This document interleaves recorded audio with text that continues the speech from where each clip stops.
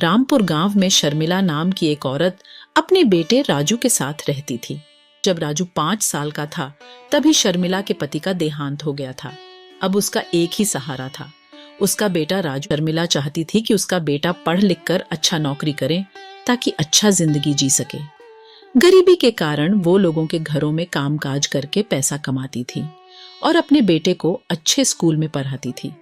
एक दिन राजू अपनी माँ से कहता है, माँ, आप लोगों के घर में काम मत किया करो, कल से मैं कोई कम ढूंढकर घर का खर्चा चला लूंगा। नहीं राजू बेटा, मैं खुद चाहे कितना भी कष्ट उठा लूं, पर तुम अपनी पढ़ाई मत छोड़ना।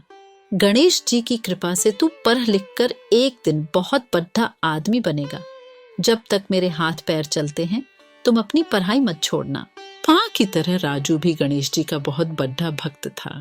चाहे कुछ भी हो जाए, दोनों हर गुरुवार के दिन गणेश जी के मंदिर जाता और उन्हें लड्डू चढ़ाता।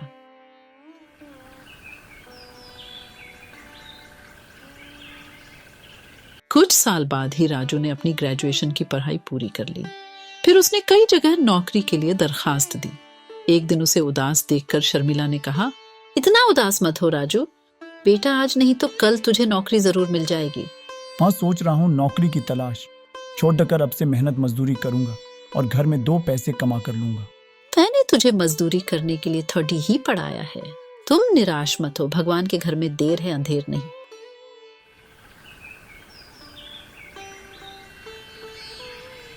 अगले दिन सवेरे जल्दी उठकर राजू नौकरी की तलाश में निकल पड़ डटता है। अपने घर से कुछ दूर चलने पर ही उसे अपने स्कूल के एक पुराने दोस्त विमल मिल जाते हैं। अरे राजू, तुम नौकरी खोज रहे थे, तुम्हारी नौकरी लगी या नहीं? नहीं विमल, कई जगह फॉर्म तो भरा है लेकिन अभी तक निराशा ही हाथ लगी है। रामपुर पब्लिक स्कूल में एक मास्टर की पोस्ट खाली है, तुम वहां पर 1 महीने तक पा रहो। अगर हेडमास्टर को तुम्हारा पढ़ाना अच्छा लगेगा तो तुम्हारी नौकरी पक्की हो जाएगी। तुमने तो मेरी मुश्किल ही आसान कर दी, मैं कल ही वहां पढ़ाने चला जाऊंगा। राजू घर आकर अपनी माँ को सारी बातें बताता है। शर्मिला ये बात सुनकर बहुत खुश हो जाती है। अगले दिन राजू स्कूल पहुंच जाता है और हेडमास्टर से मिलता है। देखो राजू, तुम्हें क्लास 6B के बच्चों को पढ़ाना है। ध्यान रहे, ये सेक्शन के बच्चे काफी बिगड़े हुए और पढ़ाई में बहुत कमजोर हैं। अगर तुम उन्हें अच्छे से पढ़ाते हो और तुम्हारा पढ़ाया हुआ उन्हें समझ में आ जाता है तो तुम्हारी नौकरी पक्की। आज से ही पढ़ाना शुरू करो। 1 महीने के बाद मैं उन बच्चों का टेस्ट लूंगा और ये उनका नहीं, तुम्हारा इम्तिहान होगा। अब राजू क्लास में पहुंचा और बच्चों की एक अच्छा सा कहानी सुनाकर पढ़ाना शुरू किया। सारे बच्चे मंत्रमुग्ध होकर पढ़ते रहे। तभी स्कूल का घंटा बजा और राजू क्लास से बाहर निकला। अरे वाह राजू, आज तो मुझे तुम्हारी क्लास से कोई शोर शराबा सुनाई नहीं दिया। ऐसा क्या जादू कर दिया तुमने बच्चों पर? राजू हल्की सी मुस्कान देकर स्कूल से निकल गया। यह सिलसिला 1 महीने तक चलता रहा। 1 महीने बाद हेडमास्टर राजू की क्लास में आते हैं और सब बच्चों का टेस्ट लेते हैं। जब वे बच्चों का पेपर जांच कर रहे होते हैं तो देखते हैं कि हर बच्चे को 100 में से 100 अंक मिले हैं। अरे मास्टर जी, आपने तो कमाल ही कर दिया। आपने 1 महीने में पूरी किताब पढ़ा दी, जो कि हम पूरे साल भर में नहीं पढ़ा पाते। और ये इतने शरारती बच्चे इतने आज्ञाकारी कैसे बन गए? मुझे तो आश्चर्य हो रहा है। आपकी नौकरी पक्की, मैं आपका लेटर किसी के हाथ से भिजवा दूंगा।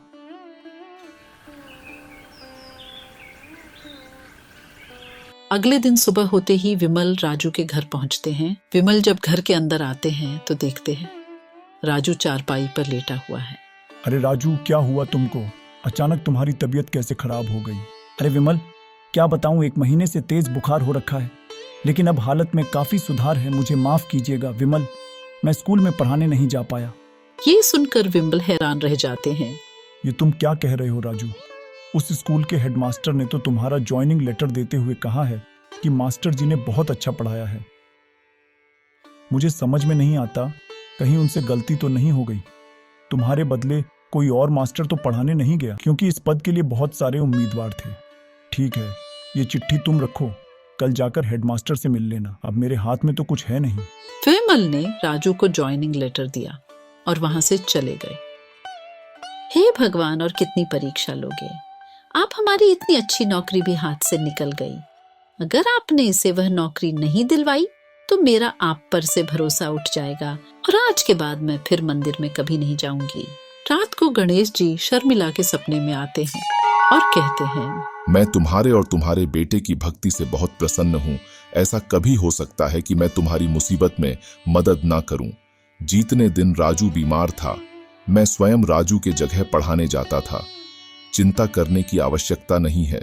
तुम्हारे बेटे की नौकरी वहां पक्की रहेगी और आने वाले दिनों में उसकी बहुत तरक्की होगी।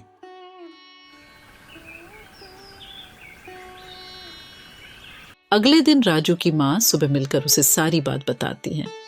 दोनों मंदिर जाते हैं। गणेश जी की मूर्ति के सामने हाथ जोड़कर कहते हैं, हमें माफ कर दो भगवान, मैं आपसे क्या क्या ना कहा, जबकि आपने चमत्कार दिखाते हुए राजू का रूप लेकर स्कूल पढ़ाने जाते रहे। अब से हर गुरुवार हम आपको लड्डू का भोग लगाएंगे।